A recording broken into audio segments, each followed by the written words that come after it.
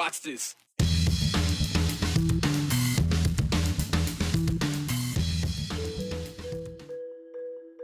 know, the messaging is getting a bit muddled when it comes to a Republican primary versus a presidential caucus, and who can take part in what. We're going to explain in more detail so you know which is what, who is who, and when is when.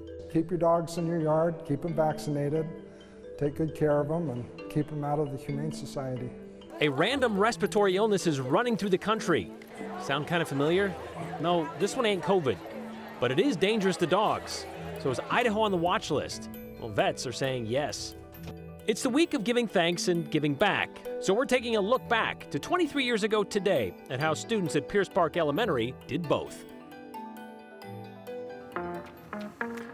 The first and last time Idaho held a presidential caucus, a Republican presidential caucus, in March was back in 2012. A little more than 44,000 took part, and Mitt Romney ran away with it, receiving more than 61% of the vote. Compare that to 4 years earlier when the state held a presidential primary in May, that would be 2008, and more than 125,000 Republicans had a say in overwhelmingly picking John McCain. Well, that 2012 caucus went so poorly, the Idaho Republican Party decided to not do it again. That is until next year, all because a law passed through the State House earlier this year and slipped by everyone involved, which eliminated the option for the state to hold a presidential primary. Well, that just wouldn't do for the Idaho GOP, who, under new leadership, Chairwoman Dorothy Moon, was adamant about wanting to be relevant in picking a president in 2024. So coming up on March 2nd, Idaho is calling back the presidential caucus. And lately, there's been some discussion and finger-pointing about who will participate in that closed caucus. In fact, there's even been a bit of confusion considering the decision that came down last week regarding the enforcement of the party's primary participation rules. Questions about the many different deadlines and who can set those deadlines, which is why Joe Paris joins me now. So, Joe, frame this out for us. Explain who can do what and when. All right, let's start with an election calendar here, Brian. We're all going to keep track of several dates here, so keep an eye on this. We'll show it to you larger in a second. But when we look at the election stage, there are three to point out for you. First, the GOP caucus. That is coming up on March 2nd, 2024. And that election is for registered and affiliated Republicans to solely vote on the GOP nominee for president. The winner will take Idaho's votes to the National GOP Convention. That is all they will vote on March 2nd. Then on May 21st, that is the primary election across Idaho. And these are the inter-party races, Dems versus Dems, Republicans versus Republicans, Libertarians versus Libertarians. The winners go to the general election in November. A few days after the primary, the Idaho Democrats will have their presidential caucus, similar to the GOP's, but theirs is on May 23rd. Same deal. Democrats will vote for the party nomination for president. The winner there will take the votes to the Democratic National Convention. So the caucuses are run by the parties. The primary is run by the state. That is a key distinction here. And there is some confusion out there about the distinction. So the Idaho GOP has said that if you want to vote in their caucus, you need to affiliate as a Republican before the end of the year. So by December 31st. That date is accurate, correct, and legal. Now, some have pointed to a letter that was sent last week from the Idaho Secretary of State to the Idaho GOP. In it, Secretary of State Phil McGrain explains that he cannot enforce that rule and stop people from registering as Republicans on January 1st. It isn't in his authority, but the GOP, they can have whatever rules for their caucus. The caucuses are run by the political parties. They're not run by the state. And so each of the political parties is allowed to adopt its own rules. Those rules also must fit within their national parties. And I know as we watch like the Democratic Party adjusting its rules, there's a decent chance they'll have different rules for the state primary than they have for their caucus, similar to how the Republican Party has already adopted new rules for their caucus that are different than what we'll be running for the state primary. Okay, so you may be wondering if people can still register as Republicans after December 31st, how will this work? Well, the Idaho GOP will request a copy of all affiliated Republicans as of December 31st, 2023. Then they can use that information to control who votes in their party caucuses in March. And the parties, again, they're in complete control of the caucus. If there's a ballot counting or security question, for example, the state, they're not a party to any of this. It's not their election. So moving gears, the primary on May 21st is run by the state of Idaho. So March 15th is the last day to change political party affiliation or become unaffiliated before the primary election. And Idaho GOP Chair Dorothy Moon asked to have that primary affiliation deadline also be the end of this year. But Secretary of State McGrain explained to Moon last week that the March 15th date that cannot be adjusted without a change in the law. And all of this concerns a relatively small group of people. We're talking about unaffiliated voters for this. This doesn't affect most people. The vast majority of Idahoans are already affiliated with a political party. And so the only people that this actually impacts are people who are existing party members who want to change party affiliation. Say something's happened in the news, the trends in politics, and a Democrat wants to become a Republican or a Republican wants to become a Democrat. That's who's really impacted by this. And it's important to recognize that the party has the right to have those rules. And then it will be, as we move forward, preparing for the state primary on May 21st, that March 15th deadline will be for all voters who are going to participate in those legislative races and a lot of the local stuff that happens here in the state of Idaho. Okay, so I said we're talking about a relatively small amount of people unaffiliated. 70% of voters in Idaho are affiliated, so we're talking about 30%. So the Idaho GOP clarified all of this in an email to their membership today, Brian, similar to what they had sent out on Friday. They say, quote, the deadline to vote and register to affiliate to be a Republican in the March 2nd Idaho Republican Presidential Caucus is December 31st. And Brian, that is correct. I also reached out to Chair Moon to ask her about this and other things. I'm told she is traveling, but she will have a video out tomorrow on the topic, we are told. So I guess we will see then. Oh, another video. Those always go so well. All right, thank you very much, Joe, for explaining all that for us. Well, if you're sick about hearing that is, about respiratory illness on the heels of the COVID pandemic, don't hold your breath, because through the current viral headline that's out right now, it's about dogs. Multiple states across the country are reporting an unusually high number of dogs with, get this, pneumonia. And their illness seems resistant to traditional antibiotic treatments. Oregon, for example, reports hundreds of cases so far this year. In Idaho, local vets say recent respiratory cases seem different as well. But feel free, this is the part where you can kind of take a breath, because keeping your dog safe, that's mostly within your control. Andrew Bartline explains. It's not the most lucrative sales pitch Just keep your dogs in your yard, for a vetting veterinarian, keep them out of the Humane Society. but it's a simple answer to an increasingly common concern. They can succumb to the disease. Dr. Wayne Lurcher is West Valley's lead vet. We have had a few cases of pneumonia a few months back, but we really haven't seen what they're currently reporting. From New Hampshire to Oregon, state veterinarians are reporting hundreds of cases where a dog's seemingly normal respiratory illness quickly progresses to pneumonia. They're just not responding to antibiotics. As far as that, I mean, there are new viruses that are emerging, that this could be one of those. The West Valley Humane Society calls it kennel cough, and it's not new. The vast majority of dogs make a full recovery. We see it here on a daily basis. But new reports detailing the aggressive escalation of symptoms,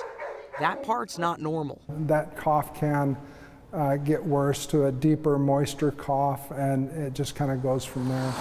West Vet in Garden City says they cannot say definitively, but signs show their respiratory patients are facing a more severe illness. Without a proper way to test for the virus, they can't say for sure. It happens where a new disease will come up and it takes them a little bit of time to identify it, dig into that and find a virus and identify whether it is a causative agent or not. But what we do know, Our purpose is to reunite people with their pets. the best practices to protect your pet are under your control. Keep them vaccinated. And simple as taking West Valley's 2 cents. It's like daycare, you know. If your dog's going to get sick, it will be exposed or more likely to be exposed at a place where there's a lot of other dogs. The same idea goes for anywhere where a dog might be socialized with other dogs. This is the exact same advice we got from West Vet's medical director, Officer 2. Mingling with other dogs at a park or at daycare, that's how this would spread, which is logical. Though again, locally, we have not seen a large number of reports to sound any alarms. And as a long-term answer, Brian, it would be like a vaccine coming out to help with something like this. Because as it sits right now, antibiotics are how they traditionally treat it. The problem with this specific illness is it's resistant to those antibiotics. So perhaps a different kind of antibiotic might work, but it Right. seems that they need to get more information and understand it more deeply before they know medically what they can do to fix this. And as you mentioned, not to sound the alarm, people love their dogs. Anytime they hear that some sort of respiratory illness or any sort of viruses out there that might affect them, they might get a little worried about that. But, you know, they might be more prone to kind of go with the vaccine on this case. We'll see. If they get one going. All right. Thanks, Andrew. Lots else going on the 208. We got politics, of course, which we love. And the Capitol just got a new tree from the other side of the building. Here's Abby Davis with the 411. If you live in Eagle, listen up. This Friday by 5 p.m. is the last time you can request your absentee ballot for the December 5th Eagle mayoral runoff election. If you requested an absentee ballot for the original November 7th election, then you do not need to fill out another request. Make sure to mail in or drop off your completed ballot by 8 p.m. on Election Day. Looking for a new way to get involved in your community? Boise is looking for multiple people to sign up for board and commission volunteer positions, ranging from historic preservation and parks and recreation to planning and zoning. Submit a cover letter and resume to commission applications at cityofboise.org. The deadline is December 11th. Boise Mayor Lauren McLean and City Council will then appoint people to the positions. There are also many open commission positions in Meridian.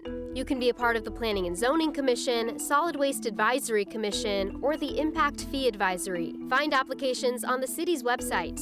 You need to send in a letter of interest and a resume by December 15th. The Idaho State Christmas tree is here, and the city didn't need to go far to find it. They cut down a 35-foot blue spruce from the Lyndon B. Johnson building on State Street, just behind the Capitol. Soon, 11,000 lights will cover the spruce in front of the Capitol. The annual tree lighting ceremony is next Thursday, the 30th, at 5 o'clock on the State House steps. And that's the 411 on the 208. I'm Abby Davis. What are you thankful for? I hope you're thinking about it because we're just days away from the holiday where you're supposed to be giving a lot of it.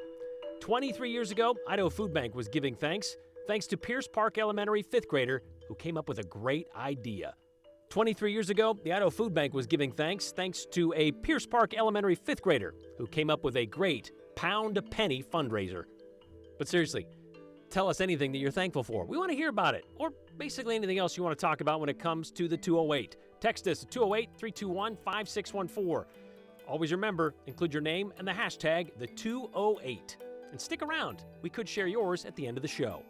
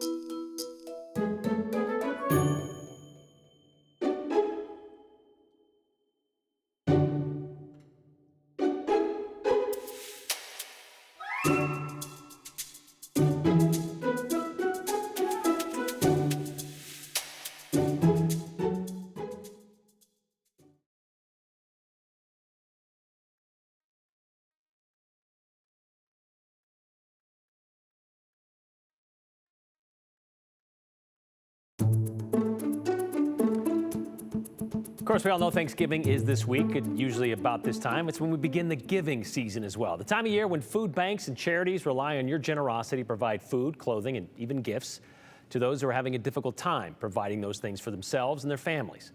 Well, 23 years ago, students at Pierce Park Elementary wanted to make a difference right around the Thanksgiving holiday. In fact, the change they were making was coming in the form of actual change and a few bills. By hitting the streets with giant jars and buckets. On this day in 2000, Idaho Life reporter John Miller met the 5th grader who came up with the idea and ended up earning a surprising amount of support for the Idaho Food Bank in today's 208 redial. I can't feel my cheeks. Clay Waters even froze his nose. I have really bad sinuses, so I can't say Thanksgiving. The Pierce Park fifth grader can barely muster a thank you. Thank you. But his one simple idea could feed hundreds this holiday season. It was 2 years ago. I was vacuuming and I sucked up a few pennies and my mom said not to. So I started realizing the values of pennies. But they're only pennies. That's not really what I think because if you add them up, they can add up to a lot of money. A few here, a few more there. Thank you. Clay got the kids at school to pitch in their help. There you go. Thank you. Have a good day. Covering every corner, asking simply for pennies for people. So, whatever you got, like maybe in the ashtray or in the cup holder or whatever, huh? Yeah. Then a funny thing happened. Folks started flinging them $10 at a time, easing the freeze in the knees of Pierce Park's fifth graders. That's a $10 bill. He didn't even ask for change, huh? Awesome. Look at that. Passing on their pennies in big Ziploc bags. A 32-pounder even, huh? 32-pounder, you're right. Causing a counting frenzy in Mrs. Cantrell's classroom, filling 5-gallon jugs, and sending this penny meter soaring across the ceiling, maybe $2,000 for 1 week's work. I think that people need other people's help. And maybe one half-frozen fifth grader to warm up their hearts. It makes me feel really good. John Miller, Idaho's News Channel 7. As you heard, a little more than a week's work, the kids at Pierce Park Elementary raised about $2,000 for the Idaho Food Bank back in 2000. By today's standards, that's enough to provide up to 8,000 meals for hungry Idahoans. This would be a good time to remind you, 7 Cares Idaho Shares, the annual safety net fundraiser benefiting 9 Idaho charities who serve hungry families and the homeless. Well, it's already underway online, and you can donate. Last year, you helped us raise $282,000, 85,000 pounds of food, and enough to provide for about 918,000 meals. All you gotta do is check out ktvb.com, find out how you can donate starting today. Day of this year's event, though, when you come out in person and do this all together with us, that's gonna be Saturday, December 9th.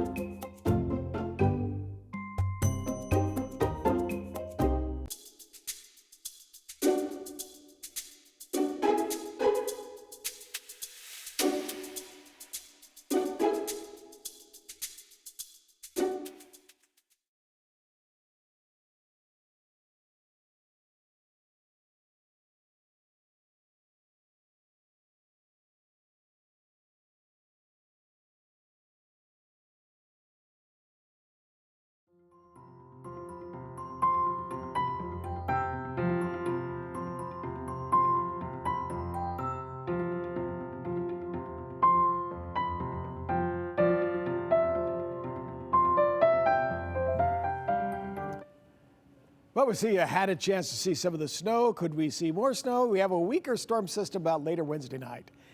Not in the valley will we be seeing snow. Mountains, maybe an inch or so. That's about it for this week. But it was pretty good that we had the snow over the weekend in the mountain locations. And if you take a look at the current temperature, I saw people wearing their coats today into the station and never taking them off. It's like one of those days you just can't warm up. 45 degrees for the current temperature in Boise. McCall, 38. It's 30 degrees. That's the current temperature in Stanley. And Sun Valley happens to have 30 degrees for the current temperature there. Lows from this morning were down into the 20s, down to 7 in Stanley, 20s, low 20s for some mountain locations. And then when you take a look at what's taking place here in the last 2 weeks, we had some pretty nice temperatures. This is what you call above average. Above average. Then you get over here and boom, now we're back down to about average. So what is average? Where we're about average right now. As we head toward the month of December, you know, we've got some pretty cold temperatures. And of course, those cold conditions came in overnight. Yesterday, the start or the spark of this whole thing were those gusty winds as the cold air came in. So 60-mile-an-hour winds in Twin Falls, Jerome 55, 46 for Boise, Mountain Home with 43 miles an hour. So some really gusty winds yesterday, but it's nice to see that they died down today. And we basically have those beautiful blue skies. So it's blue skies over the northwest, the southwest. Storminess is in the Midwest.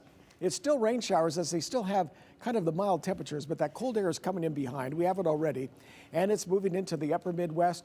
This storm system will stay ahead of it, but storms after that could provide some snow. In fact, when you look up here in the Intermountain region, the blue area indicates those high temperatures in the 40s. They came down, and now they're spreading to the north. If you're going to be traveling anywhere to the south here over the next few days, that's going to be nice. Temperatures will be at least in the 60s, if not in the 70s. Now I'm showing you the water vapor map, and I'm going to show you where Idaho's at, right along through here. So as the storm system starts to push in, you'll see the storm is coming up and it's weakening and coming down. There it is. That's the next frontal system coming in out of the north. And when you watch this, we've got the clear skies and the cold conditions, but watch the showers move through. So if you're traveling, of course, starting like Wednesday night, you'll see the showers through here in Boise, and then you can see some of the snow in some of the mountain locations. As that continues to spread, watch for snow in the mountains. It's only an inch or so, but if you're going to be traveling at that time, you may want to keep your eye on that.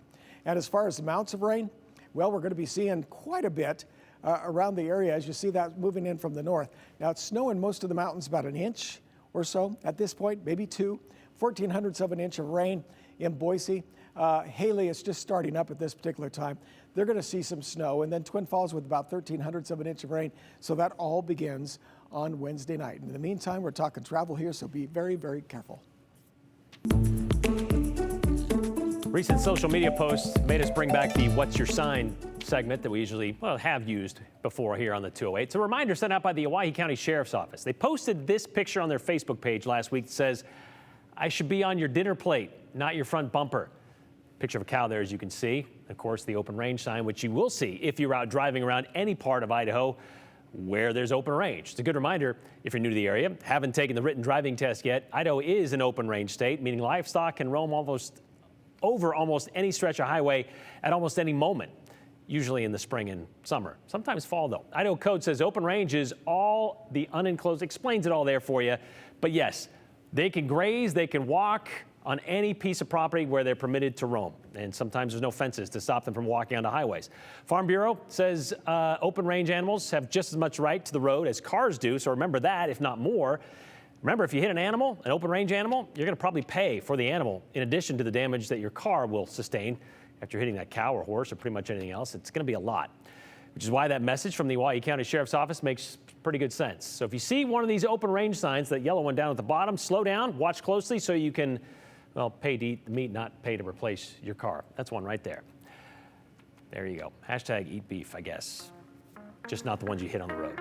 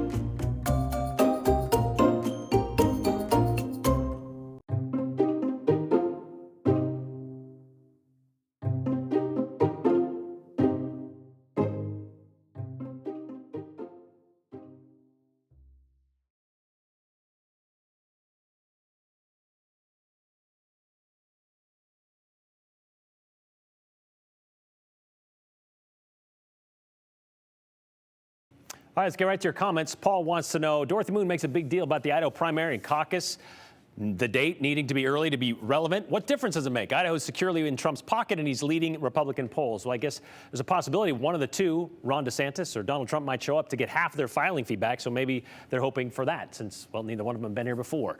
The Republican caucus has no impact on the primary, or does it, they're questioning, or does the caucus affect what Republicans are going to see on the primary ballot? No, they're not related. The caucus is just for the presidents.